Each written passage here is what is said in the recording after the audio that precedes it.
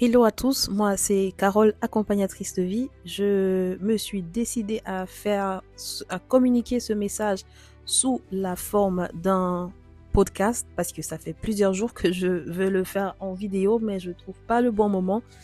Au lieu de continuer à procrastiner, on fait avec ce qu'on a. Le plus important, c'est pas la forme, mais le contenu du message. Et je crois que ce message va t'apporter de la valeur. Alors, je viens te partager aujourd'hui un puissant témoignage que j'ai intitulé Sors de ta routine.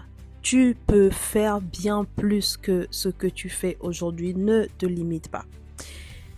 Donc, c'est l'histoire d'un jeune Africain, jeune donc la fin vingtaine, on va dire, qui est arrivé en Allemagne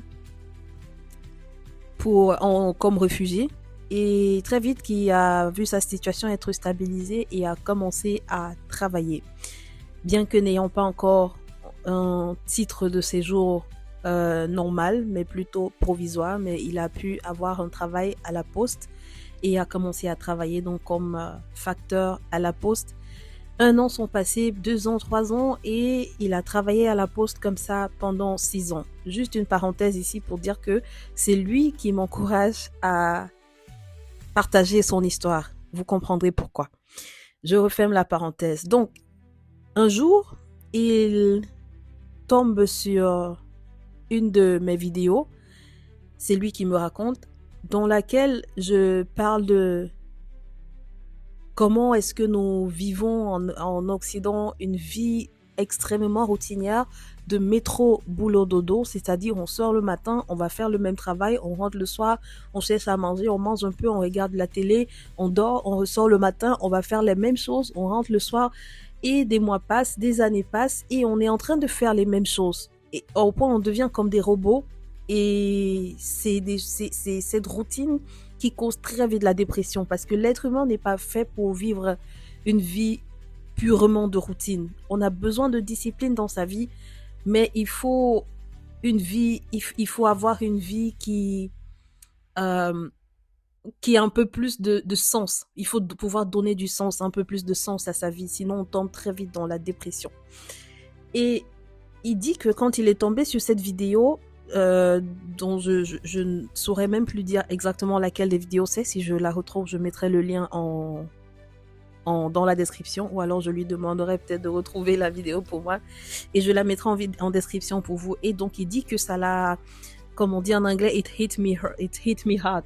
Donc ça l'a frappé, ça l'a interpellé et en quelque sorte ça lui a ouvert les yeux. Et il s'est rendu compte qu'en fait c'est sa vie. C'est sa vie qui était en train d'être décrite dans la vidéo. Il s'est dit, mince, attends, ça fait 6 ans, je fais le même truc. Si je continue comme ça, 10 ans après, je serai en train de faire la même chose 20 ans après. Et c'est comme ça qu'on trouve même en Occident, même des Européens, des Occidentaux, pardon, qui se retrouvent en train de faire la même routine pendant 20, 30, 50, 60 ans jusqu'à ce qu'ils vont à la retraite. Et puis il s'est dit, non, je ne peux pas continuer comme ça. Si je déprime souvent, c'est probablement à cause de ça. En fait, je suis fatiguée, je suis un être humain, je suis fatiguée de vivre comme un robot. Et qu'est-ce qui s'est passé? Devine quoi? Il a démarré, à l'heure où je vous parle, il a ouvert une société qui fait dans deux choses, qui fait dans le débarras. Je ne sais pas quel est le bon mot en français, c'est des termes que je connais en allemand. Dans le débarras, c'est-à-dire des gens, par exemple, quand ils veulent faire des grands vider des caves, ou bien si quelqu'un décède par exemple, il faut vider toute sa maison, il faut déménager toute sa maison, ce genre de choses, ou bien des gens qui vident des garages et qui ont tellement de choses, ils font appel à des sociétés en fait en Europe, pour ceux qui ne veulent pas se prendre la tête. Même certaines personnes pour déménager font appel à des sociétés, mais lui c'est plus des choses à débarrasser et aller entsorgen, et jeter. Et l'autre chose que sa société fait, ou alors c'est deux sociétés, en tout cas il y a deux services, l'autre c'est le nettoyage en profondeur des maisons ou des bureaux, peu importe, on nettoie les canapés, on nettoie les trucs en profondeur. C'est des choses que les gens font aussi une fois, je ne sais pas, tous les 2, 3 ans des nettoyages en profondeur. Et ce sont des choses, en fait, ce sont des services qui sont demandés, mais dans la région où on vit, il n'y a pas, on va dire que dans les villes environnantes, il y avait des sociétés qui offraient cela, mais dans la ville où on vivait, il n'y en avait pas du tout. Et donc, il a ouvert sa société qui offre ces services-là. And guess what? Ça fait quelques mois qu'il a ouvert cette société et il a déjà des contrats. Il m'a montré un contrat quand on se parlait là et qu'il me racontait cette histoire. Il avait un contrat, il allait faire le ménage pour 3 heures de temps dans un appartement. Il a fait le ménage pour 3 heures de temps. Il a gagné pratiquement 450 € en 3 heures de temps. Tu t'imagines? 450 € à 3 heures de temps. Et même ça, c'est pas, il m'a montré, il a des contrats, il avait des contrats de 300 € par-ci, 500 € par-là. Et ce qui m'a flashé, il m'a montré un contrat dans des baraques qu'il devait aller faire c'est un jardin d'un monsieur où la ville l'a forcé pratiquement à vider, à enlever tout ce qu'il y avait dans ce jardin parce qu'apparemment il y avait, voilà, plein de choses qui étaient abandonnées là-bas depuis, des vieilles voitures, etc. Et il a facturé ce monsieur à 7 000 €. Tu te rends compte?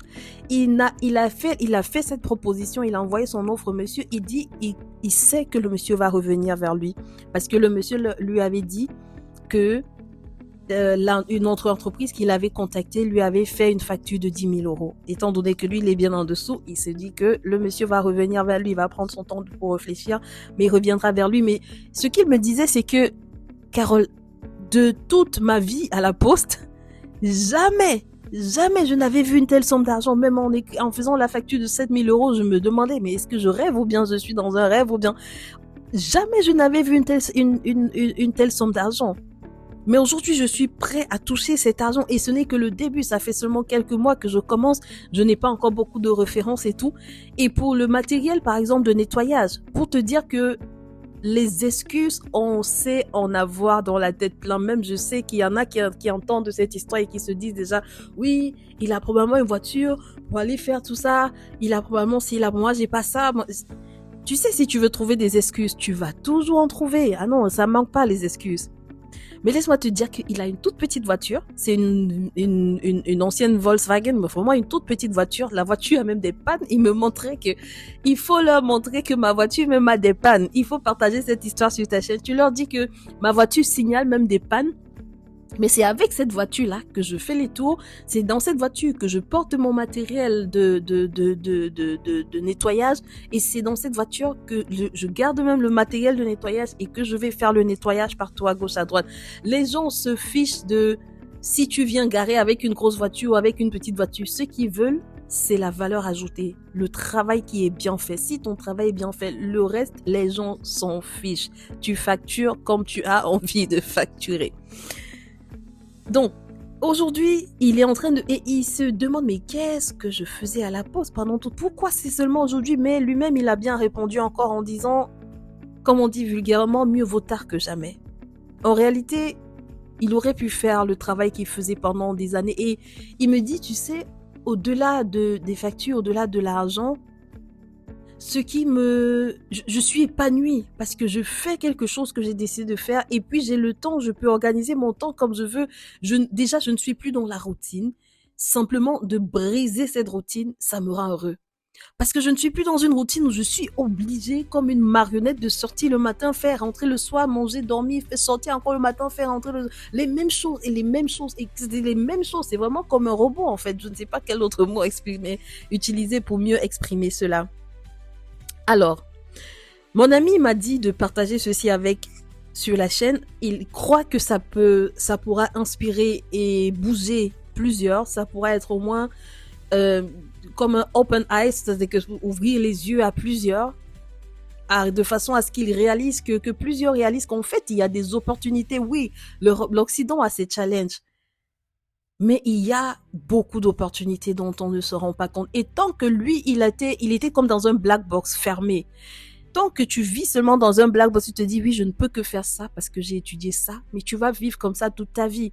Il a fallu quelque chose qui lui a ouvert les yeux pour qu'il se rende compte que non, je suis dans un black box. Attends que j'essaye de penser un peu en dehors de ce black box. Et il s'est rendu compte que, mais en fait, je peux ouvrir des sociétés même avec mon statut des papiers provisoires que j'ai. Je n'ai même pas encore un titre de séjour permanent, c'est encore un titre de séjour provisoire. Mais même avec ça, je peux ouvrir une société, je peux commencer à facturer les gens, à travailler, à gagner de l'argent. Il suffit de trouver là où il y a le besoin d'apporter de la valeur, de résoudre le problème des gens, et puis je peux gagner de l'argent. Mais pendant tout ce temps, comment est-ce que j'ai fait pour ne pas... Oui, je sais, il y a des rabat-joie toujours, mais ce message n'est pas pour ceux qui sont toujours en train de brandir les excuses, parce que ceux-là ne vont jamais loin. Lui-même, il a fait face à des gens qui lui ont dit, oui, mais il y a des gens qui ont commencé comme toi, mais après, ils ont fermé, tu sais, les impôts, nanani, nanana. Il y a toujours des gens qui sont là en train de pour venir casser les autres. Mais c'est très souvent la jalousie, en réalité. Parce que ceux qui apportent, qui viennent avec des critiques constructives, ils t'aident à avancer. Ils ne te viennent pas pour te casser. Alors, pour terminer l'histoire, mon ami, donc je tais le nom depuis le début consciemment parce que voilà, je ne veux pas l'exposer tant quand un jour il sera prêt, peut-être qu'il passera sur la chaîne. Pour l'instant, son histoire reste anonyme, mais il a voulu vraiment que les autres en tentent pour être également challengés, boostés, ceux qui sont bien disposés, en tout cas pour qui veulent entendre et qui veulent finalement briser la routine et sortir du métro boulot dodo de leur vie.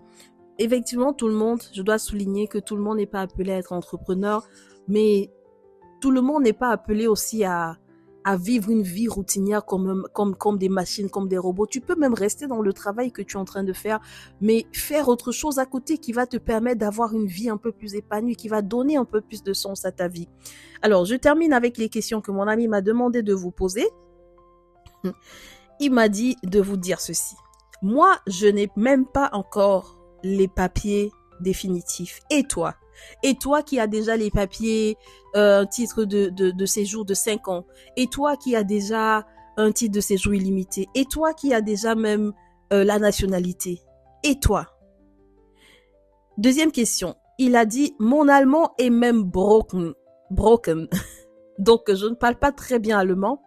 Et toi alors qui as fait tes études ici et qui parle très bien allemand, qui parle beaucoup mieux que moi en tout cas, qu'est-ce qui t'empêche de te lancer?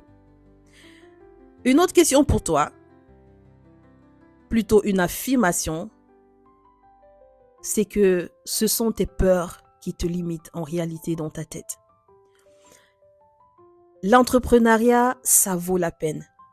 Ne te limite pas, c'est le message de mon ami pour toi. Une fois que tu commences, tu as de nouvelles idées qui jaillissent de partout et c'est ce qu'il me racontait. Je pourrais donner encore, aller plus loin dans cette histoire, des autres idées dont il me parlait. Il était comme fermé, il se rendait pas compte, mais dès que tu commences à t'ouvrir, tu te rends compte qu'il y a tellement de possibilités, tellement d'opportunités. Effectivement, chaque opportunité vient aussi avec ses challenges. C'est pas comme si la vie devient plus rose ou quoi, mais tu commences à vivre une vie qui a du sens. Mais d'autres idées viennent à toi. Et il dit enfin, ça n'a rien à voir avec l'argent. C'est d'abord une question de liberté dans ta tête, de bien-être. Et enfin, je termine avec cette question. Enfin, j'ai dit déjà enfin, mais enfin encore. Avec cette question que mon ami a pour toi. Il dit aujourd'hui, la question c'était pour lui-même, pardon.